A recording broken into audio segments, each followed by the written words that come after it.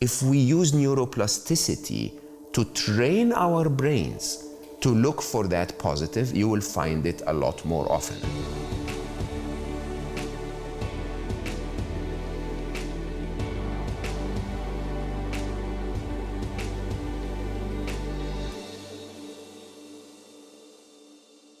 In this episode, we're going to talk about the impact of negativity on the world. One of the themes on our compass is positivity, not without reason.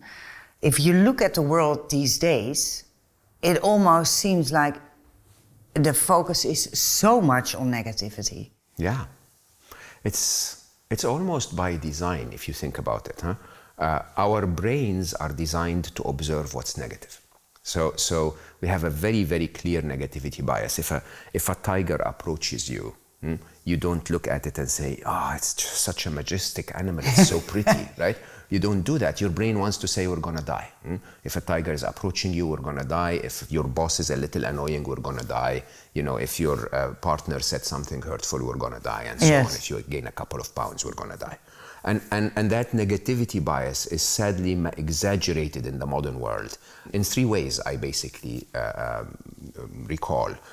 The first one is the media bias. So the media wants you to stick to their programming, they want you to follow, and sadly, we pay more attention to the negative than we do to the positive. So that's number one. There is a bias at the societal level to show the negative and not the positive. The second is what we started to see on social media and on the internet. When you hide behind the screen, somehow many of us have started to show more of our worst than our best. And the third, sadly, is that those of us who are positive, we retreat.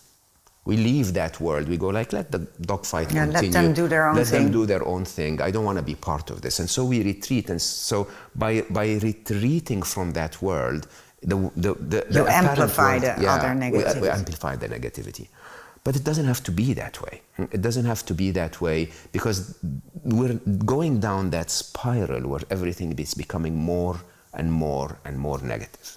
I have not watched a horror movie in 15 years, 16 years. I haven't watched a violent movie in 11 and a half years, honestly, unless someone tells me there was a very, very important lesson to be learned in it, okay?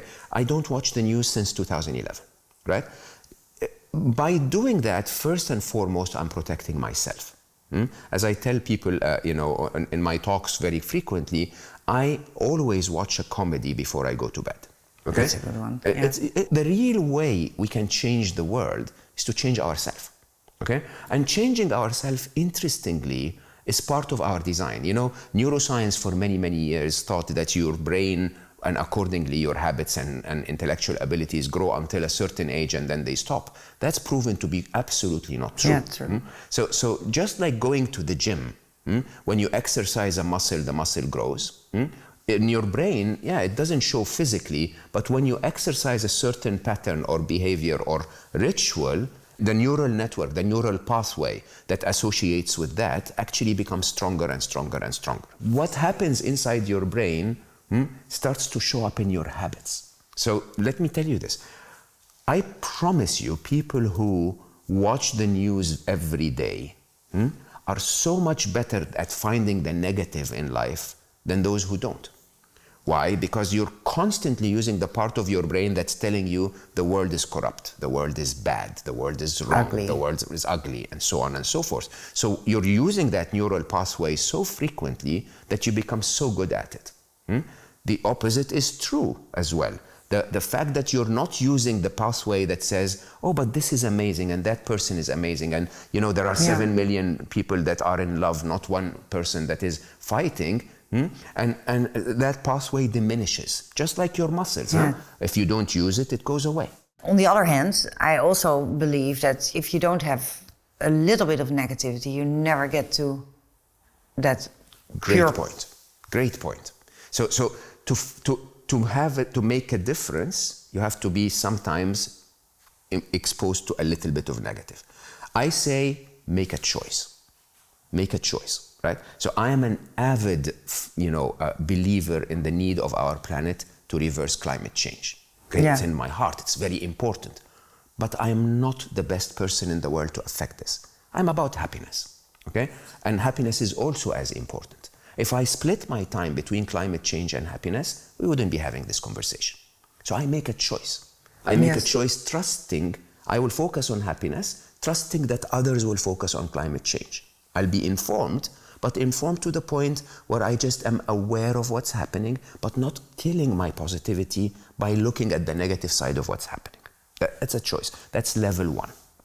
Level one is I will decide consciously what negative I allow into my life, and that negative will only be the negative that I know I can affect positively. Okay? And by engaging, it will not feel negative to me. It will feel like I'm actually making a difference. That's level one. Level two is the active act of staying away from the rest of the negative. Actively trying to tell yourself, I know there is always something wrong with the world. So you need to go back, and start fix your feeling, emotions. start fixing your emotions, becoming more aware of them and releasing them. So you don't need maybe all the drama of the world around you. Yes, you don't need a horror movie, you don't need the drama, because you can feel naturally healthy. Wouldn't it be so much more joyful if we awakened our engagement with the world by observing the positive? And that's level three. Level three is, if you want, the Jedi Master level of avoiding negativity, is to go to gratitude. True. Is to go and see the positives of the world. Because it will shock you. It will shock you how amazing things are when you look for them. When you actually search for the positive, then suddenly you realize, oh my God, almost everything is positive. The fact that you're watching us right now means you have a digital device you can watch on. You're obviously not starving to death. There is no tiger eating your flesh. And you have time to watch. You have time. You have a roof on your head, right? By definition, that's absolutely amazing. We live 99% of our life in the positive. The reason why COVID-19 shook us so much is because it was the first pandemic any of us experienced. Most of your lifetime is pandemic-free, positive, and then there is one negative. Okay? Most of our lifetime we're on solid ground, and then some of us experience an earthquake. Most of your winter you're okay, and then you get a few days of a flu.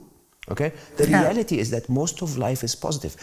If we use neuroplasticity to train our brains to look for that positive, you will find it a lot more often. And gratitude, that's the workout you do in the positivity gym. Exactly. To actually learn how to find the positive. And one of the best exercises is really to have a gratitude journal, write every single day the good things that happened in the day. And when you're doing this, two things happen.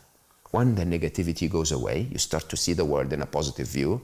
And the second, you start to wire the brain properly so that the brain becomes better at finding what's positive. Okay? My exercise now, because I've done this for years, is I do this on every instance.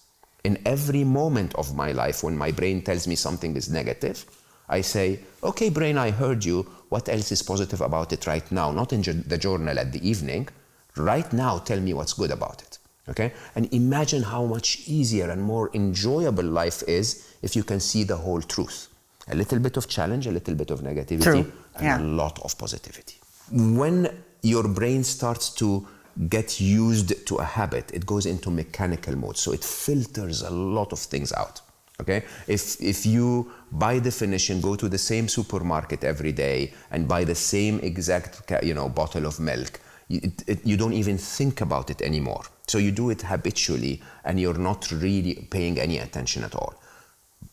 As you're doing it habitually, every time you're doing it habitually, you're strengthening the neural network. Now, if you want to change a neural network, you have to get out of the habit. Right? Yes. You have to tell your brain, hey, hold on, we need to pay attention to this. Wire your own brain in the right ways. My advice to people is do things regularly for an extended period of time. So basically, tell yourself, I will say thank you 3 times every hour of every day. You know how those fitness devices Yes. tell you, oh, get up and stretch every 1 hour? Okay? Yeah. I will actually make sure that every 1 hour I will get up and tell myself, tell the world, tell the universe, tell people around me, thank you for this, thank you for this, thank you for that. Thank you for this wonderful setup, thank you for our friendship, thank you for the glass of water. Because you know what? When you start to realize that, you start that so many people in the world don't have this glass of water. Can you believe that? No, yeah, I know. And we take it for granted and look at the negative. Yeah. We start to observe the positive. So if you divert your attention to the positive, then you will actually help Yes. bring more positive energy into the world. Totally. And imagine if all of us, imagine if all of us together, everyone listening to us, okay? Imagine if we put a little more positivity in the world, and then we touch 2 people, each of us, and those 2 people touch 4 people. How much positivity will be out there in the world? Amazing. Thank you so much. I think in the next episode we're going to talk about technology, whether it's a curse or a blessing, or maybe a little bit of both. So I truly hope to see you in the next episode of Joy to the World with Mo Gawdata. See you then. Thanks. And thank you. Thank you.